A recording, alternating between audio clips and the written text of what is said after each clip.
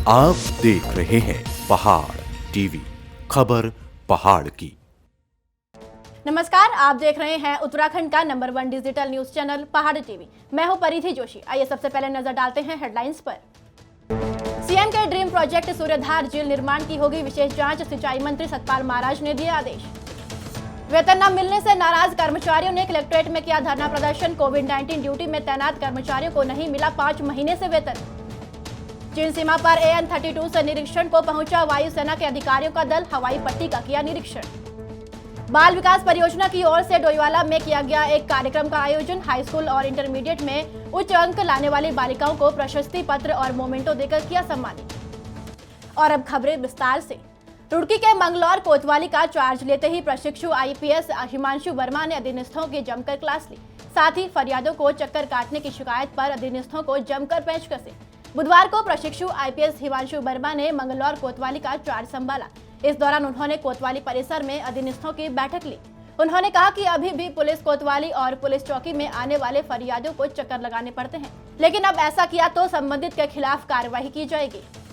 परसों यहाँ पे जो है चार्ज ग्रहण किया है, तो उसी के लिए जो है यहाँ पे सबकी पूरे जितने भी हमारे कर्मचारी हैं, वो चाहे हमारे सब इंस्पेक्टर हों चाहे हमारे हेड कांस्टेबल हों, सभी को जो है ब्रीफ किया जा रहा है। एक बार उनको बताया जा रहा है कि क्या क्या आने वाले उसमें जो हम काम करना चाहते हैं, चाहे वो जुआ है, सट्टा है, या जितने भी हमारे प्रिवेंटिव मेजर्स हैं, चाहे वो चालान पर फोकस हो, चाहे वो गाड़ियों की चेकिंग हो, उन सारे संबंधित जितने भी हमारे कार्य होते हैं उनको ब्रीफ किया गया है कि क्या क्या उनको आगे करना है, कैसे कैसे हम आगे काम करने वाले हैं।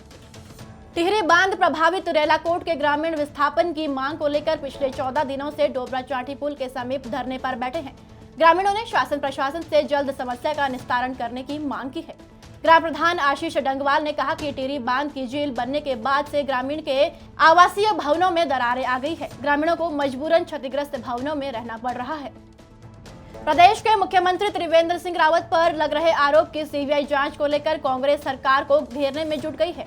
कांग्रेस कार्यकर्ता लगातार देहरादून में इकट्ठा हो रहे हैं। इस मामले को लेकर कांग्रेस नेताओं ने राज्यपाल से मुलाकात का वक्त मांगा था, लेकिन राज्यपाल ने किसी कारणवश वक्त नहीं दिया। उसके बाद कांग्रेस कार्यकर्ताओं ने कांग्रेस भवन से लेकर राजभवन तक प्रदर्शन किया और जमकर नारेबाजी की और मुख्यमंत्री के खिलाफ जल्द FIR कर CBI जांच की मांग की।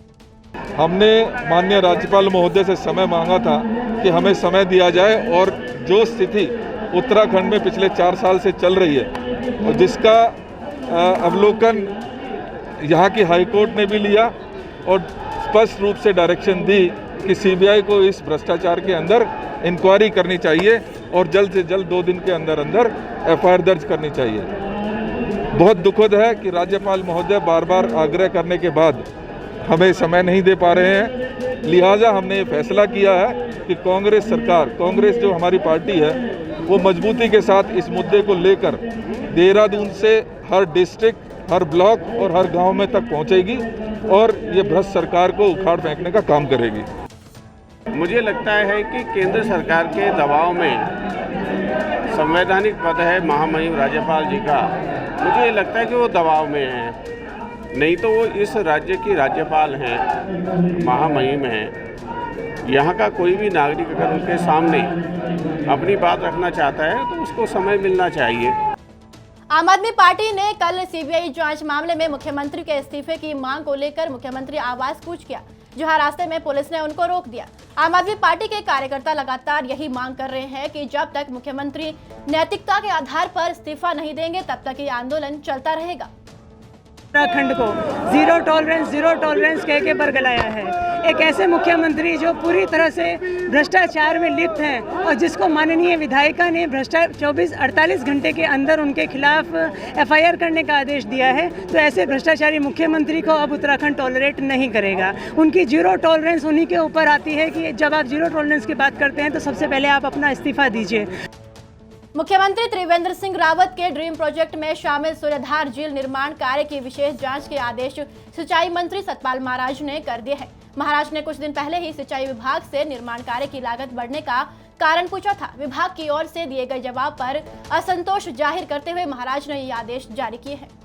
देखिए, जहां तक सतपाल महाराज जी के द्वारा जांच बिठाए जाने का प्रश्न है, सूर्यधार परियोजना पे जो कार्यदायी संस्था है वो सिंचाई विभाग है और सिंचाई विभाग उस पर काम कर रहा है और सिंचाई विभाग के मंत्री सतपाल जी महाराज हैं। तो ये तो सतपाल महाराज जी को ही निर्णय करना है।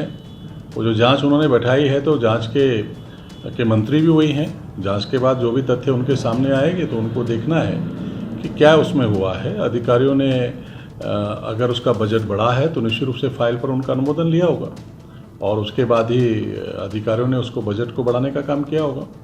और वास्तविकता क्या है, जितना उस पर जो है बजट बढ़ाने का काम हुआ या उससे अधिक पैसा खर्च हुआ है, तो वो तो वस्तु स्थिति जानकर ही मालूम चल पाएगा कि उतना काम हुआ है नहीं हुआ है। कुमाऊं कमिश्नर हरविंद यांकी के आदेश के बाद भी 4 महीने से दराती का एक आपदा प्रभावित परिवार तहसील कार्यालय के चक्कर काट रहा है, लेकिन उन्हें आवासीय भवन ध्वस्त होने के बाद भी 1 रुपया का मुआवजा नहीं मिला। इस परिवार को जिला पंचायत सदस्य जगत मरतोलिया का साथ मिल गया है। अब प्रभावित परिवार 3 नवंबर को पंचायत प्रतिनिधियों के साथ उप जिलाधिकारी कार्यालय पर धरना प्रदर्शन करेंगे। चंपावत जिला अस्पताल में कोविड-19 की ड्यूटी में तैनात कर्मचारियों ने बीते 5 महीने से वेतन न मिलने पर आक्रोश प्रकट किया है। कर्मचारियों ने बृहस्पतिवार को कलेक्ट्रेट में प्रदर्शन कर डीएम को ज्ञापन सौंपा। उनका कहना है कि वह बीते 4-5 महीने से कोविड-19 के तहत अपना योगदान ग्रामीण शहरी प्रशिक्षण, जिला अस्पताल और कोविड वार्ड में पूरे मनयोग से निरंतर दे रहे हैं। इसके बाद भी उन्हें वेतन का भुगतान नहीं किया जा रहा है। हम जिला चिकित्सालय में काम कर रहे हैं। हम सैंपलिंग के लिए भी गए हैं, गांव में भी गए हैं। कभी कभी हमने 12 घंटे की ड्यूटियाँ की है, कभी कभी हमने 24 घंटे की भी ड्यूटियाँ की हैं और फिर भी हमें वेतन नहीं दिया है। 5 महीने तक का किसी में कुछ भी वेतन नहीं आया है। और हम उसके सीएमओ सर के पास भी गए, पर उन्होंने भी हमें उनकी ओर से भी हमें कोई नहीं मिला। हम मांग करते हैं कि वो शीघ्र हमें वेतन दें। पिछले 5 महीने से यहाँ जिला चिकित्सालय में कोविड-19 के अंतर्गत कार्य कर रहे हैं, जिसमें हमने फील्ड ड्यूटी भी की हुई है, जिला चिकित्सालय के अंदर भी की है और कोविड वार्ड के अंदर भी की है। सब जगह हमने अपनी ड्यूटी निरंतर उससे बिल्कुल अपना योगदान अच्छे से दिया हुआ है, लेकिन पिछले 5 महीने से हमें कोई भी वेतन नहीं दिया गया है। ठीक है, हमसे कार्य पूर्ण तरीके से लिया जाता है, लेकिन हमें कोई वेतन नहीं दिया गया है। और हम जितनी बार भी जिस भी अधिकारी के पास जाते हैं या किसके पास भी जाते हैं तो वो हमें सिर्फ आश्वासन पे छोड़ देते हैं कि हम इतने दिन में तुम्हारा कार्य हो जाएगा, इतने दिन में तुम्हारा वेतन आ जाएगा, लेकिन अभी तक हमें कोई भी वेतन है। उत्तराखंड कांग्रेस सेवा दल की साप्ताहिक तिरंगा यात्रा कल ध्वज वंदन कार्यक्रम आयोजित कर आदि बद्री के दर्शन के बाद कर्णप्रयाग पहुंची, जहां कांग्रेस सेवा दल के नगर अध्यक्ष सूरज कुमार के नेतृत्व में सेवा दल के कार्यकर्ताओं का स्वागत किया गया। प्रदेश अध्यक्ष श्री प्रीतम सिंह जी के निर्देश पर राज्य प्रभारी कांग्रेस सेवा दल के डॉक्टर अमरजीत सिंह के आह्वान पर उत्तराखंड राज्य में साप्ताहिक इंदिरा गांधी तिरंगा यात्रा का आयोजन किया है। यह यात्रा 24 अक्टूबर को ऋषिकेश से प्रारंभ हुई है और 31 अक्टूबर को कोटद्वार में समाप्त होगी। पूरे जनपद में यह यात्रा चल रही है। AN-32 विमान से वायुसेना के अधिकारी चिन्यालीसौड़ हवाई पट्टी पर पहुंचे। उन्होंने हवाई पट्टी का निरीक्षण भी किया, जिसके बाद वायुसेना के 2 हेलीकॉप्टर से हर्षिल, चिनसीमा और नेलांग का निरीक्षण भी किया गया। कर्णप्रयाग के राजकीय इंटर कॉलेज के खेल मैदान में समाज कल्याण विभाग द्वारा दिव्यांग कल्याण शिविर का आयोजन किया गया। शिविर में दिव्यांगजनों के 15 UID कार्ड हेतु आवेदन प्राप्त हुए। वहीं वृद्धावस्था, विधवा, दिव्यांग पेंशनरों के आवेदन और सत्यापन आवेदन भरे गए। महिला एवं बाल विकास परियोजना द्वारा डोईवाला विकासखंड अंतर्गत उत्तराखंड बोर्ड के हाई स्कूल और इंटरमीडिएट में उच्च अंक लाने वाली बालिकाओं को प्रशस्ति पत्र और मोमेंटो देकर सम्मानित किया गया। कल डोईवाला ब्लॉक सभागार में मेधावी छात्रों को सम्मानित करने हेतु एक कार्यक्रम का आयोजन किया गया, जिसमें मुख्य अतिथि के रूप में राज्य मंत्री करण बोरा, डोईवाला SDM लक्ष्मीराज चौहान और ब्लॉक प्रमुख भगवान सिंह पोखरियाल ने शिरकत की।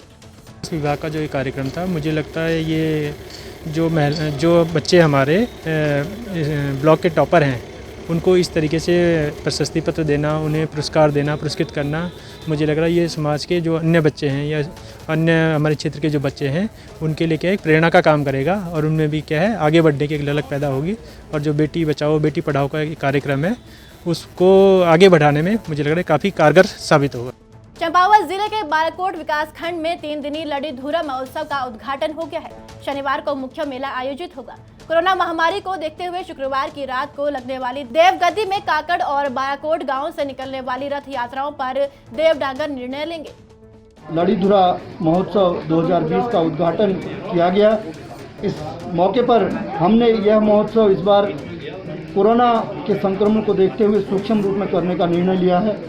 हम मंच के माध्यम से इस बार कोविड के जो नियम है उनको प्रसारित कर रहे हैं कि हमें किस तरह से सोशल डिस्टेंसिंग करते हुए अपने सारे धार्मिक कार्यक्रमों को आयोजित करना है और इस संक्रमण से बचना है, ये हमारा नैतिक कर्तव्य है। इस वर्ष लड़ीधुरा महोत्सव समिति द्वारा लड़ीधुरा महोत्सव का सूक्ष्म आयोजन किया जा रहा है, क्योंकि कोविड के चलते इतना बृहद आयोजन करना हम सबके लिए खतरनाक साबित हो सकता है। इसलिए हम लोगों ने इस वर्ष महोत्सव को कोविड के प्रति लोगों को जागरूक करने के लिए समर्पित किया है। हम क्षेत्र में जाकर के लोगों को कोविड के प्रति जागरूक कर रहे हैं, कोविड के संक्रमण के प्रति जागरूक कर रहे हैं, क्योंकि इसका बचाव ही सबसे बड़ा इलाज है। भारतीय जनता पार्टी के केंद्रीय प्रशिक्षण विभाग ने प्रशिक्षण शिविर चक्राता में लगाया, जहां मंडल अध्यक्ष समेत कई कार्यकर्ता मौजूद रहे, जिसमें कार्यकर्ताओं को पार्टी को मजबूत करने के लिए प्रेरित किया गया। देखिए, भाजपा सोशल मीडिया पूरी तरीके से सजग है, चौकस है। जिस तरीके से आपने पिछले कुछ टाइम से आपने देखा कि सरकार के लिए और हमारे भाजपा के लिए विपक्षी होने जिस तरीके से प्रोपेगेंडा चला है, गलत नकारात्मक प्रचार प्रसार किया है, भारतीय जनता पार्टी के एक कार्यकर्ता ने उसका मुंह तोड़ जवाब दिया है। और अब मुझे दीजिए इजाजत। बाकी अपडेट के लिए हमारे साथ बने रहिए और देखते रहिए पहाड़ टीवी। उत्तराखंड की हर छोटी बड़ी खबर के लिए सब्सक्राइब करें पहाड़ टीवी। खबर पहाड़ की, बेल आइकन दबाना ना भूलें।